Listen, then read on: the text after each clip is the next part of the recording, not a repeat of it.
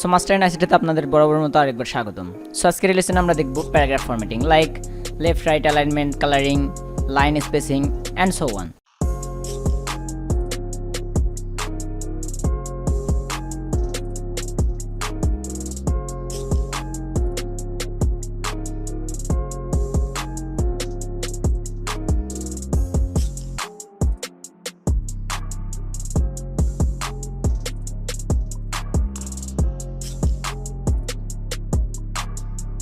So guys এই কাজটি করার জন্য আমরা মাইক্রোসফট ওয়ার্ড ইউজ করবো। সো আমি এই জায়গায় একটি ডকুমেন্ট ওপেন করে রাখছি, বরাবর মতো আমার ফোল্ডারটি ক্রিয়েট করা আছে। ফোল্ডার থেকে আমি দেখতে পাচ্ছি এই জায়গায় MS ওয়ার্ড টিউটোরিয়াল পার্ট 4 এটা আমি ওপেন করে রাখছি। এটা আমি ওপেন করে রাখছি। সো ওপেন করার পর এটা দেখতে পাচ্ছেন ডকুমেন্ট। সো আমরা এই জায়গায় আজকে শিখবো ফার্স্ট অফ অল 1 আমাদের কাছে আছে paragraph formatting like align left, align centre, align right, justify. Then আমাদের কাছে আছে line spacing, indent, sorting, paragraph colour, borders and so on. So first of all আমরা এই জায়গায় নিচে স্ক্রল করলে দেখতে পারবো একটা প্যারাগ্রাফ আমি তৈরি করে রেখেছি। সো ওই প্যারাগ্রাফটা দিয়ে স্টার্ট করা যাক। সো ফার্স্ট অফ অল আমরা যেটা শিখবো সেটা হচ্ছে আমরা অ্যালাইনমেন্ট কীভাবে করতে পারি। ওকে, সো এই জায়গায় আমরা সবাই জানি যে সাধারণভাবে যদি আমি কোনো টেক্সট বা কোনো প্যারাগ্রাফ যখন লিখবো, আমি যদি লিখতেই থাকি লাইক দিস, এরকম হবে, তাই না? এরকম হতেই থাকবে, এরকম হতেই থাকবে, লিখতেই থাকবো, হতেই থাকবে। ওকে, সো এটি গেল ব্যাপারটা। সো এই প্যারাগ্রাফটাকে আমরা ফরম্যাটিং করা শিখবো আগে। সো লাইক এখানে ধরুন আমি এই যে প্যারাগ্রাফটা সর্বপ্রথম আমরা লেফট অ্যালাইন কীভাবে করতে পারি, এই যে এটা হচ্ছে প্যারাগ্রাফের গ্রুপ, এটা হচ্ছে প্যারাগ্রাফের গ্রুপ ট্যাব। এই ট্যাবটা আজকে আমরা পুরো কাজ শিখবো। সো ফার্স্ট অফ অল আমাদের কাছে অ্যালাইনমেন্ট আছে, এই যে 4টা অপশন, এই 4টা হচ্ছে অ্যালাইনমেন্টের জন্য। সো ফার্স্ট অফ অল আমরা শিখবো সেটা হচ্ছে আমরা কীভাবে লেফট অ্যালাইনমেন্ট করতে পারি। সো লেফট অ্যালাইনমেন্ট করার জন্য এই জায়গায় আমরা যদি লক্ষ্য করি এই জায়গায় কিন্তু এটা লেফটই আছে। সো এটা রাইটে নেওয়ার জন্য আমরা যে কাজটি করবো এই জায়গায় ক্লিক দিব। এই জায়গায় ক্লিক দিলে এটা দেখতে পাচ্ছেন রাইটে চলে আসছে। মানে এই যে টেক্সটগুলো নিচেরটা যদি আপনি খেয়াল করেন, নিচেরটা এটা এই জায়গা থেকে স্টার্ট হচ্ছে এবং এই জায়গা দিয়ে এন্ড হচ্ছে, বাট এটা আপনার এই জায়গা দিয়ে স্টার্ট হচ্ছে বাট এন্ড হচ্ছে আপনার এই পাশ দিয়ে। এই পাশ থেকে স্টার্ট হচ্ছে, এই পাশে এন্ড হচ্ছে, কিন্তু লেখার সময় কিন্তু এই পাশ থেকে আপনার লেখা হচ্ছে। আমি দেখাচ্ছি। ওকে, এই পাশ থেকেই লেখাটা হবে, লেখাটা এই পাশ থেকেই হবে এবং এন্ড আপনার এই পাশ থেকে হবে। মানে আপনার যতটুকু স্পেস বাকি থাকে এটা এই পাশে থাকবে, এই পাশে কোনো স্পেস বাকি যাবে না। যেমন নিচেরটা খেয়াল করলে দেখতে পাচ্ছেন এই জায়গায় কিন্তু স্পেস বাকি আছে। এই জায়গায় আমি অবশ্য ওয়ার্ড লিখি নাই, সেক্ষেত্রে এই জায়গায় একটু বেশি ফাঁকা আছে। সো এবার আমরা দেখব যে লেফট রাইট অ্যালাইনমেন্ট আপনারা খুব সহজে দেখতে পাচ্ছেন, এই যে left right, left right, left right. Okay, so then আমাদের কাছে আছে centre alignment. So centre alignment করার জন্য এই যে দেখতে পাচ্ছেন এই পাশে কিন্তু ফাঁকা আছে স্পেস, এই পাশে কিন্তু স্পেসগুলো একটু বেশি, বাট এই পাশে আমরা দেখতে পাচ্ছি অল্প একটু স্পেস নাই। সো এই জিনিসটা সেন্টার আনার জন্য আমি চাচ্ছি যে এই যতটুকু স্পেস আপনার এই পাশে আছে অতটুকু এই পাশে ভাগ করে নিবে, মানে স্পেস বিটুইন, যেটাকে আমরা CSS এর ভাষায় বলি। সো সেন্টার করার জন্য আমরা এই জায়গায় ক্লিক দিতে পারি, তাহলে এটা দেখতে পাচ্ছেন দুই পাশে মিডিল জায়গা করে নিয়েছে। ওকে, সো দেন আমাদের কাছে আছে জাস্টিফাই অর্থাৎ হচ্ছে আপনার উপরে যে লেখাগুলো, ধরুন আমি যে এপাশ দিয়ে লিখতে থাকলাম, হ্যাঁ, to make your document look professionally produced, then এই জায়গায় কমা দিয়ে যে ওয়ার্ডটা লিখছে, দেন এই জায়গায় কিন্তু অল্প একটু স্পেস বাকি আছে। সে এই জায়গায় কিন্তু এই লেখাটা লেখা যেত, বাট লেখা হয়নি কেন? কারণ এই ওয়ার্ডটা একটু বড়, এই জায়গায় জায়গা সারবে না, এর স্পেস অনুযায়ী এটা জায়গা কম, মানে এর স্পেস অনুযায়ী এখানে জায়গা কম আছে। সো সেই ক্ষেত্রে এই জায়গায় জায়গাটা সারবে না, তাই এই জায়গায় কিন্তু এটা স্পেস হয়ে গেছে, বাট আমি চাচ্ছি এটা পূরণ হবে, এই জায়গায় কোনো স্পেস থাকবে না। সেই ক্ষেত্রে আপনি জাস্টিফাই করতে পারেন। সো জাস্টিফাই করার জন্য আপনি এই জায়গায় ক্লিক দিবেন, এটা জাস্টিফাই হয়ে যাবে। ওকে, সো দেখতে পাচ্ছেন আমাদের এই সাইডে কিন্তু কোনো ধরনের স্পেস নাই, এই জায়গায় একটু স্পেস আছে কারণ এই জায়গায় এখনও ওয়ার্ড মিসিং আছে, তাই ওয়ার্ড লিখলে এটা গ্যাপটা পূরণ করে নেবে। ওকে, সো আমরা শিখলাম প্রথমে অ্যালাইনমেন্টটা, 4টা অ্যালাইনমেন্ট, যেমন left right, centre and justify. Then আমাদের কাছে লাইন স্পেসিংটা খুবই ইজি, আমি CTRL+Z দিয়ে আনডু রিডু করে দিচ্ছি।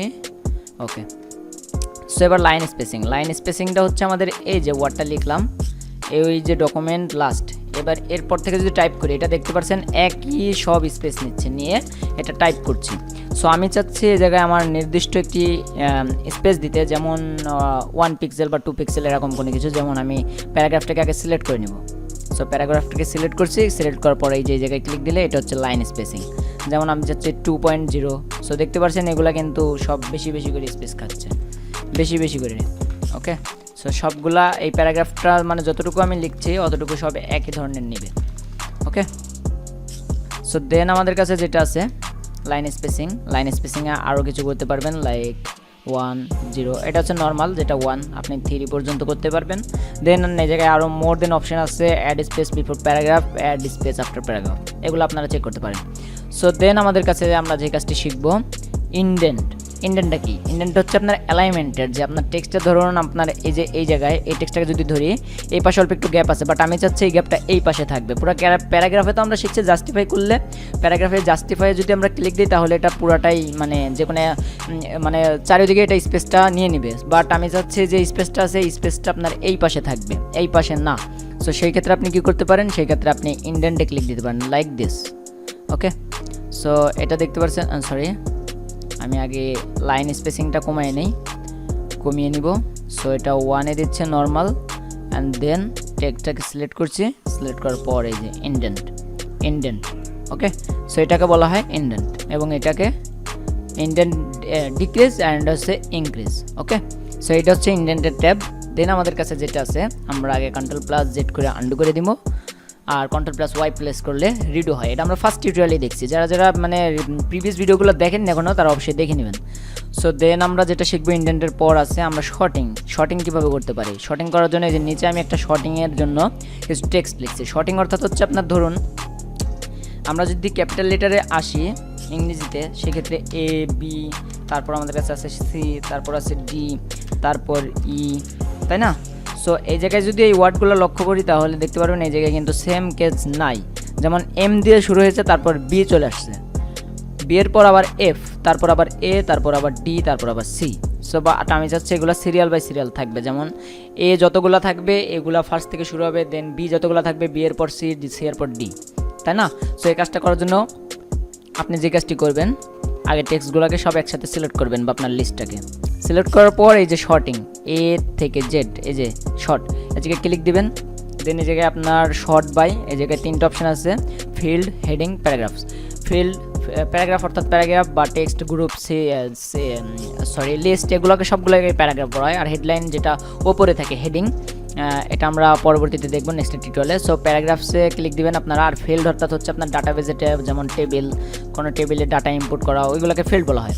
সো আপনারা প্যারাগ্রাফ সিলেক্ট করবো, দেন এই জায়গায় টেক্সট থাকবে, দেন এই জায়গায় আমরা অ্যাসেন্ডিংয়ে ক্লিক দেবো। অ্যাসেন্ডিংয়ে ক্লিক দিলে আমাদের কী হবে, জেড থেকে স্টার্ট হবে, এতে গিয়ে শেষ হবে। এবার অ্যাসেন্ডিংয়ে ক্লিক দিলে এ থেকে স্টার্ট হবে, জেডে গিয়ে শেষ হবে। সো এবার যদি ওকেতে প্রেস দিই তাহলে এই জায়গায় দেখতে পাচ্ছেন শর্ট হয়ে গেছে। এ থেকে বি সি ডি এ ই, এই জায়গায় নাই, এফ আছে, তারপর এম এম। ওকে, সো এটা হচ্ছে আমাদের শর্টের গেল। দেন আমাদের কাছে যেটা আছে শর্টের পর আমরা যদি লক্ষ্য করি, এই জায়গায় আর কি আছে, শর্টের পর আমাদের আছে প্যারাগ্রাফ কালার খুবই ইজি। প্যারাগ্রাফটাকে সিলেক্ট করব, সিলেক্ট করার পর এই জায়গায় এই যে এটাতে ক্লিক দিলে আমাদের এটা টেক্সট কালার, প্যারাগ্রাফের কালার আলাদা আছে। প্যারাগ্রাফে যে বাকেট চিহ্ন দেওয়া আছে, বাকেট চিহ্নতে ক্লিক দিলে প্যারাগ্রাফ কালার হবে, লাইক আমি যাচ্ছি পেছনে ব্ল্যাক হবে। ওকে, এটা ব্ল্যাক হয়ে গেছে। ওকে, প্যারাগ্রাফ কালার এটা। আর এই যে এই সাইডে যেটা এই সাইডে যেগুলো, এটা হচ্ছে হাইলাইট কালার এবং এটা হচ্ছে টেক্সট কালার। আমরা নেক্সট প্রিভিয়াস ভিডিওতে এটা আমরা দেখেছিলাম মেবি পার্ট 3-তে। আর এটা হচ্ছে আমাদের প্যারাগ্রাফের যে কালারটা, সেই কালারটা এটা।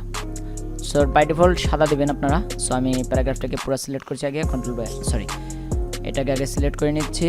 দেন আমি এই জায়গা থেকে বাকেট চিহ্ন, বাকেট চিহ্ন সাদা করে নিলাম। ওকে, সো আপনারা এই জায়গা থেকে হোয়াইট করে নেবেন। দেন আমাদের কাছে প্যারাগ্রাফ কালারের পর আছে বর্ডার। সো বর্ডার সেট করাও খুব ইজি। টেক্সটটাকে সিলেক্ট করব, সিলেক্ট করার পর এই যে এই জায়গায় ক্লিক দিব, এই জায়গায় ক্লিক দিলে এটাই যে বর্ডার হয়ে গেল। ওকে, সো আপনারা আলাদা আলাদা ক্যাটাগরির বর্ডার নিতে পারেন, লাইক এই জায়গায় ক্লিক দিলে, এই জায়গায় ক্লিক দিলে আপনারা আলাদা আলাদা শেপের বর্ডার পেয়ে যাবেন, লাইক আউটসাইড, ইনসাইড, এটা। সো আপনারা যে কোনো ধরনের বর্ডার নিতে পারেন এই জায়গায়। ওকে, সো আজকের video that's for all. So নেক্সটের প্রিভিয়াস ভিডিও টিউটোরিয়ালগুলো যারা এখন দেখেননি তারা অবশ্যই দেখে নেবেন এবং ফার্স্টের টিউটোরিয়ালগুলো সবাই কন্টিনিউ করবেন। Thanks for watching this video.